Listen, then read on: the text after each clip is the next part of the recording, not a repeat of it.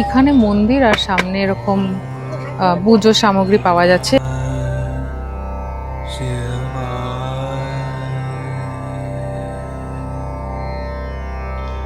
আগে এখানে একটা গাছ ছিল যেখানে সবাই সুতো বাঁধতো মনস্কামনা পূরণের জন্য।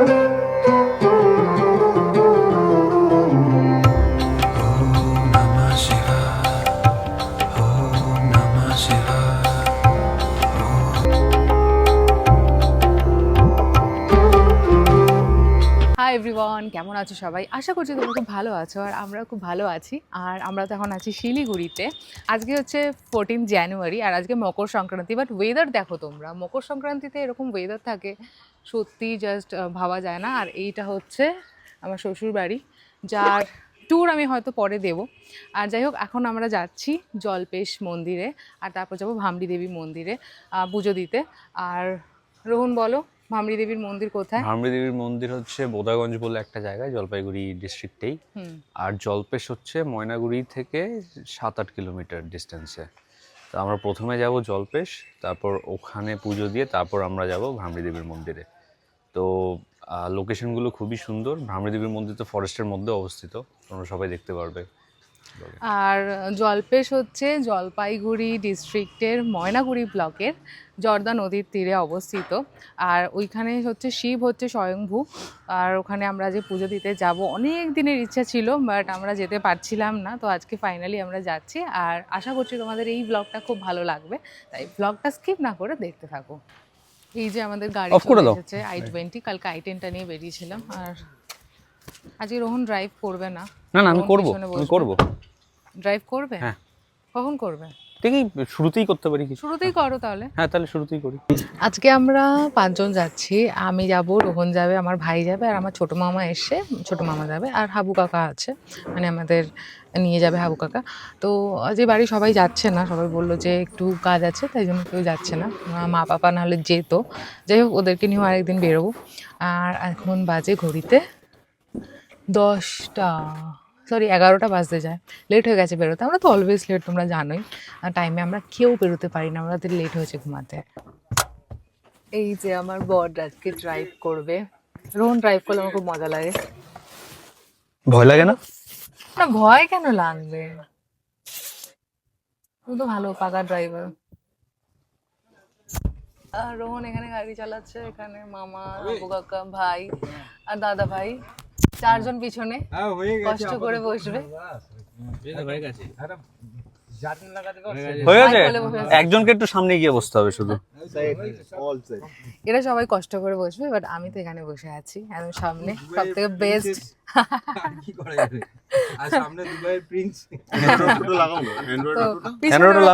হয়েছে। আর এখন আমরা রওনা দেবো, তোমাদেরকে পুরো জার্নিটা দেখাবো।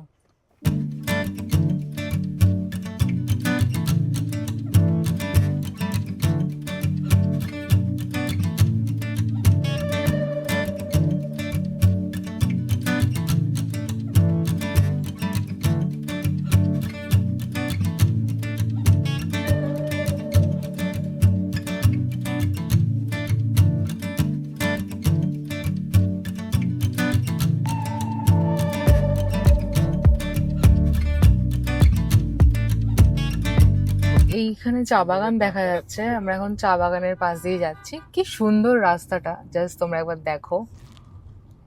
এই যে রোহন চালাচ্ছে আর ওইদিকেও দেখা যাচ্ছে চা বাগান। সামনেই নাকি বেলাকোবা। আর আমাদের এখনো মোটামুটি 1 ঘন্টা লাগবে পৌঁছাতে।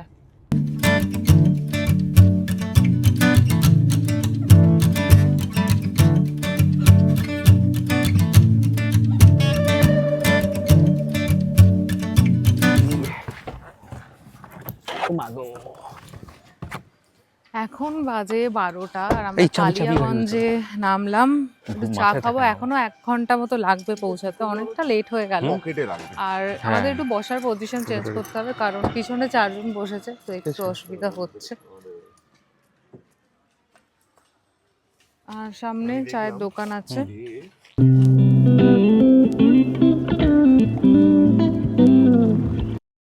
আমরা বসে আছি চায়ের দোকানে, চা খাবো। ওখানে কাকু চা বানাচ্ছে।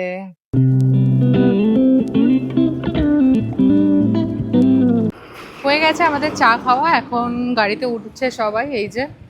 আর আমার একটু হাতের মধ্যে চা পড়ে গিয়ে হাতের মধ্যে একটু ফোসকা পড়ে গেছে, এখন জ্বালা করছে হাতটা। যাই হোক, রোহন চালাবে, এরা এখন সিটিংটা চেঞ্জ করবে, সিটটা চেঞ্জ করবে। Thank you. না দে।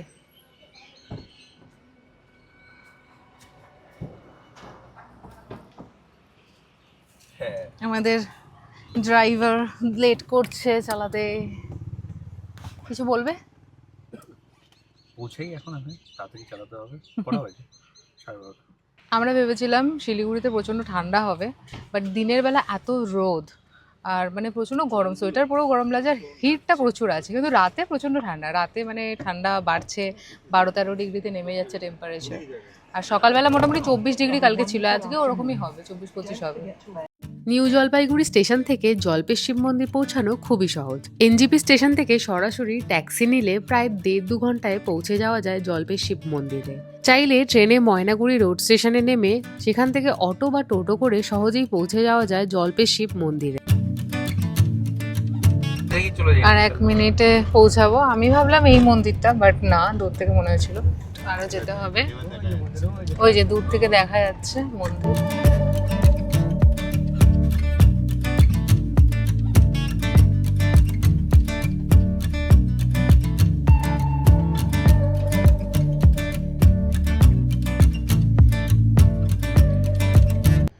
আমরা বাড়ি থেকে বেরিয়েছিলাম 11টায়, আর এখন বাজে 1টা। 2 ঘন্টা লাগলো আমাদের আসতে। রোহন একটু স্লো ড্রাইভ করে, তাই একটু টাইম বেশি লেগেছে, নাহলে 1.5 ঘন্টায় পৌঁছে যাওয়া যায়। আর একটু পরেই নামবো, চলেই এসেছি। এইটা হলো মন্দিরের এন্ট্রেন্স, আর আমরা গাড়িটা পার্ক করব। ঢুকছি ভিতরে। শৈব তীর্থ লেখা আছে সামনে, এই যে মন্দির। আমরা এসে পৌঁছালাম, খুব সুন্দর জায়গা, আর এইখানে গাড়ি পার্কিং এর জায়গা আছে, আর সামনেই মন্দির, লেখা আছে শৈব তীর্থ জল্পেশ ধাম। এইখানে মন্দির আর সামনে এরকম পুজোর সামগ্রী পাওয়া যাচ্ছে। এইখানে একটা দোকান আছে, সামনে একটা দোকান আছে, এখানে অনেক দোকান আছে আশেপাশে।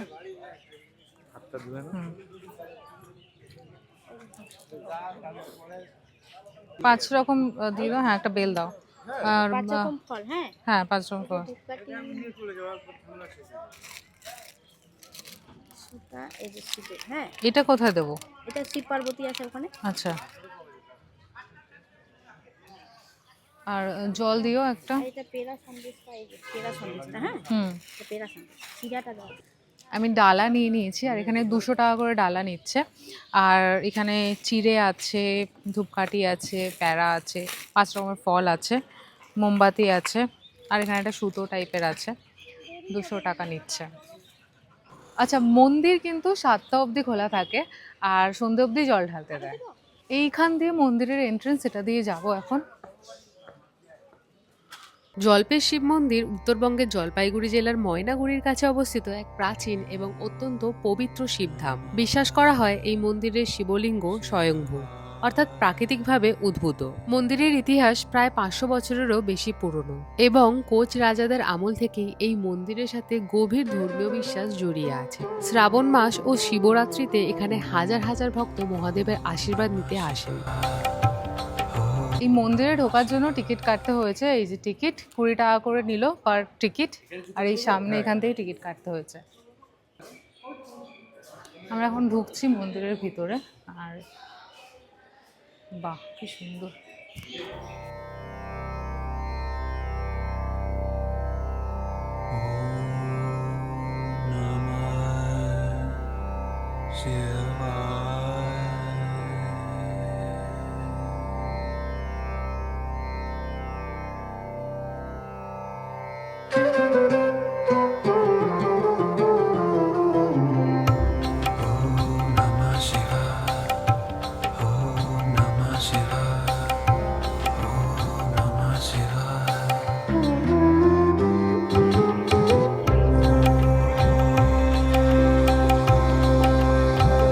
এখানে জল ঢালার জন্য জল বিক্রি হচ্ছে ঘটে, 20 টাকা করে নিচ্ছে। বেলপাতা দিও। বেলপাতা দেওয়া আছে। এবার ভালো। এই যে এটা নাও, এটাতে বেশি আছে। দেখে নাও, দেখে দেখে পাঁচটা নিয়ে নাও। মন্দিরটা দিয়ে ঢুকতে টিকিট কাউন্টারের পাশ দিয়ে আসলেই জল এখানে বিক্রি হচ্ছে, কারণ বাইরে কোথাও পাওয়া যাচ্ছে না, তো এখান থেকে আমরা কিনলাম জলটা, 20 টাকা করে নিয়েছে। এইদিকে একটা পুকুর আছে, আর এই পুকুরে স্নান করে পুজো করলে নাকি ভোলে বাবার সম্পূর্ণ আশীর্বাদ পাওয়া যায়।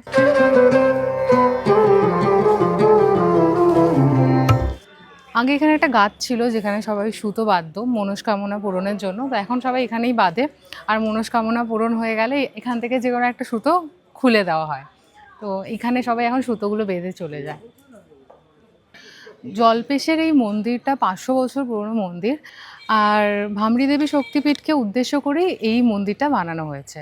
সামনেই আছে মহাকাল, নন্দী মহাকালের মন্দির।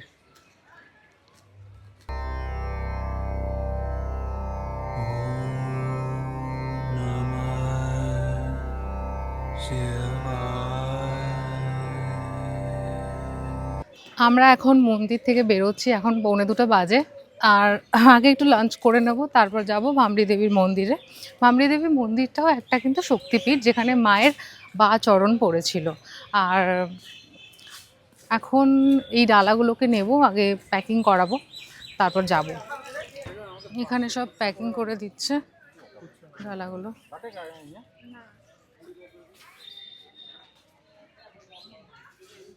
যাবো ঝাজাঙ্গি ধাবায়, এটা খুব ফেমাস একটা ধাবা, আর ওখানকার চা বিস্কিট নামকিন খুব ফেমাস, আর তার সাথে ওখানে দারুণ ভেজ খাবারও পাওয়া যায়। হ্যাঁ, কারণ পুজো দেবো তো এখনো আরেকবার, তাই জন্য ভেজই খাবো। আর সকালে আমি কিছু খেয়ে বেরোয়নি, কেউই সেরকমভাবে কিছু খায়নি, তাই খিদে পেয়ে গেছে। ব্রেকফাস্ট আমার স্কিপ হয়ে গেছে, কারণ আমার ইচ্ছে ছিল যে কিছু না খেয়ে আর কি পুজোটা দেওয়ার, জাস্ট ব্ল্যাক কফি খেয়েছিলাম তাই জন্য, আর রাস্তায় একবার চা খেলাম।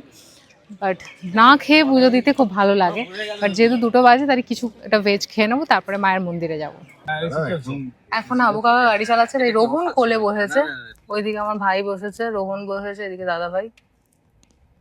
রোহন টেকনিকটা জানে কি করে বসে আসবে না, পুরো কালীঘাটের পান্ডা লাগছে।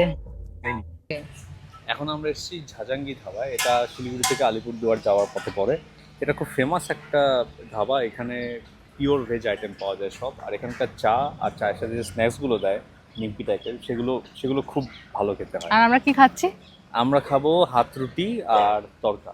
চলো তোমাদেরকে দেখাই ধাবাটা।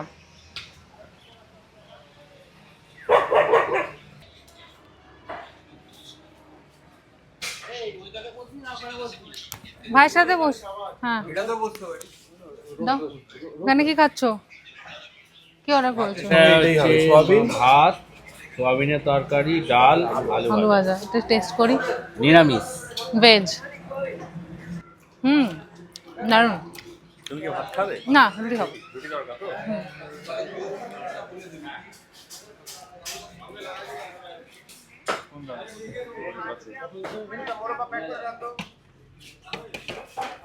এসে গেছে আমাদের হাত রুটি, 2টো করে রুটি দিয়েছে এখানে, আর এটা হচ্ছে তরকা, ভেজ তরকা। রোহন এখানে, ভাই এখানে, আর দাদা ভাইরা ওইদিকে বসেছে। চলো খেয়ে নিতে, টেস্ট করে বলো।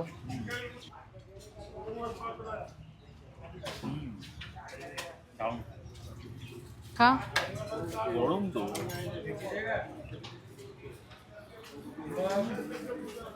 পুরো রুটিটা গরম একদম, সবে বানিয়ে দিল। আর চলো ট্রাই করি।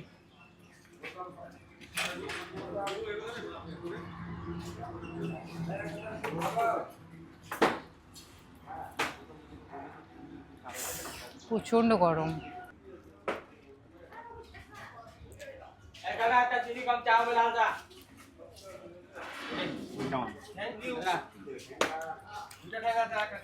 ঠিকঠাক লেগেছে, খুব বেশি ভালো না। এখন আমরা যাচ্ছি মা ভ্রামরী দেবীর মন্দিরে। মা ভ্রামরী দেবী হলেন শক্তির এক বিশেষ রূপ, যাকে মা দুর্গার অবতার হিসাবেও পুজো করা হয়। পুরাণ অনুযায়ী অরুণাসুর বধের সময় মা দুর্গা অসংখ্য ভ্রমর সৃষ্টি করেন, সেই থেকেই তার নাম ভ্রমরী। লোকবিশ্বাস অনুযায়ী সতী দেবীর বাঁ পা এই পবিত্র স্থানে পতিত হয়েছিল, তাই এই মন্দির অত্যন্ত শক্তিসম্পন্ন বলে মানা হয়। ভক্তদের বিশ্বাস, মায়ের বাঁ পায়ে প্রণাম করলে সমস্ত ভয়, বাধা ও অশুভ শক্তি দূর হয়। আর জীবনে শান্তি ফিরে আসে। মন্দিরে পৌঁছানোর জন্য নিকটতম স্টেশন হলো জলপাইগুড়ি রোড স্টেশন। স্টেশন থেকে বেরোলে অটো বা টোটো ধরে সরাসরি মন্দিরে পৌঁছানো যায়। চলে এসেছি ভামরি দেবীর মন্দিরে। আর আসার পথে যে একটা খুব সুন্দর জঙ্গল পড়লো, এটা জঙ্গলেরই মধ্যে। আর দেখো, তোমাদের দেখাই, এত সুন্দর লাগছে। আর সামনেই মন্দির।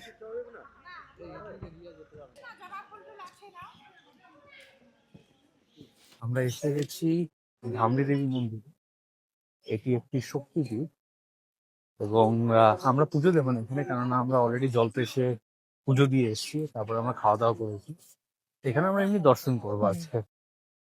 এই দূরে একটা মন্দিরের রাস্তাটা দেখা যাচ্ছে।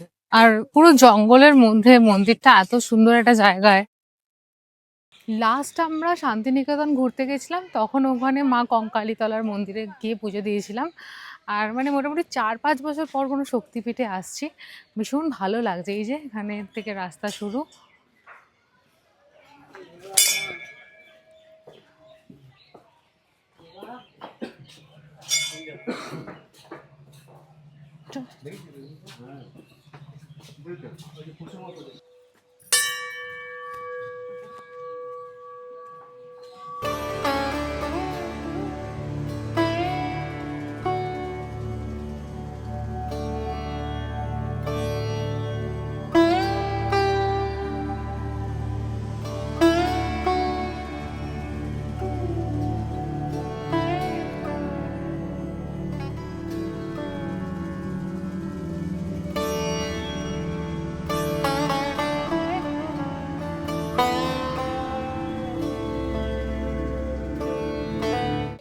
এখানে এই গাছটা অনেক প্রাচীন গাছ। এখানে দুটো গাছ দুদিক থেকে সৃষ্টি হয়ে ওপরে গিয়ে একসাথে হয়ে গিয়েছে।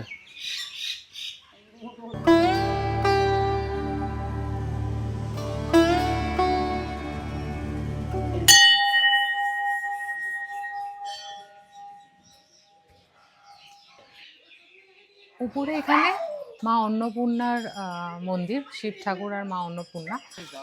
এইটা একটা শক্তিপীঠ, বাট প্রচণ্ড ফাঁকা আছে, আসলে অনেকেই জানে না এই মন্দিরটার কথা। আর নিচে গেছিলাম, সেখানে মায়ের চরণ, যেটা আসলে মায়ের বাঁ চরণ এখানে পড়েছিল, তারপরে এই মন্দিরে স্থাপনা হয়েছে। সেখানে আমরা সিঁদুর ঢাললাম। খুব ভালো লাগলো সত্যি, মানে একটা শক্তিপীঠে যেতে সত্যি খুব ভালো লাগে। আর আমরাও এলাম আজকে, দুটো জায়গায় গেলাম। আজকের দিনটা সত্যি খুব খুব খুব ভালো কেটেছে আমাদের। আর তোমাদের কেমন লাগলো কমেন্টে জানিও। এখানে পিছনে সবজির বাজার বসেছে, তো অনেকে সবজি নিয়েও বাড়ি যায়। আর চা খাবো একটু, সন্ধে হয়েছে তাই চা লাগবে। এখানে বসেছে সবাই।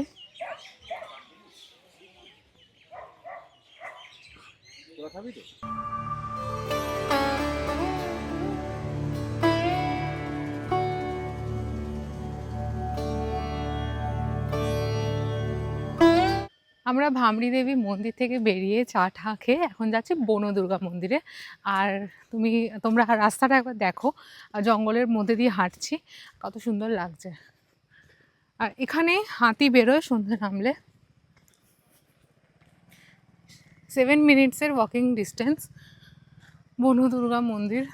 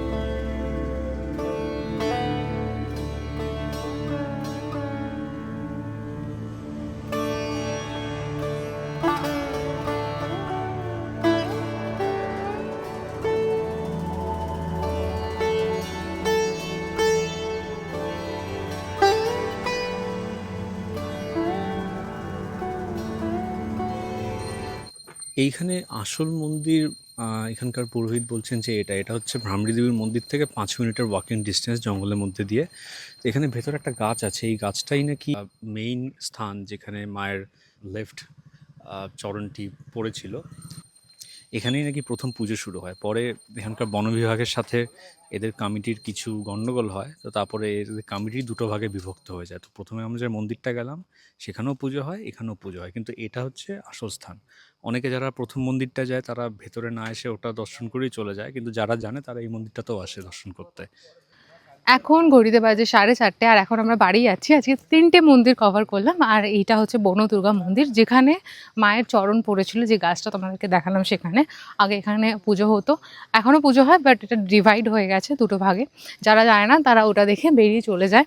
যাই হোক, আমাদের খুব ভালো লেগেছে যে 3টে মন্দির ঘুরলাম। আজকের দিনটা খুবই ভালো কেটেছে, আর আশা করছি তোমাদের এই ব্লগটা খুব ভালো লেগেছে।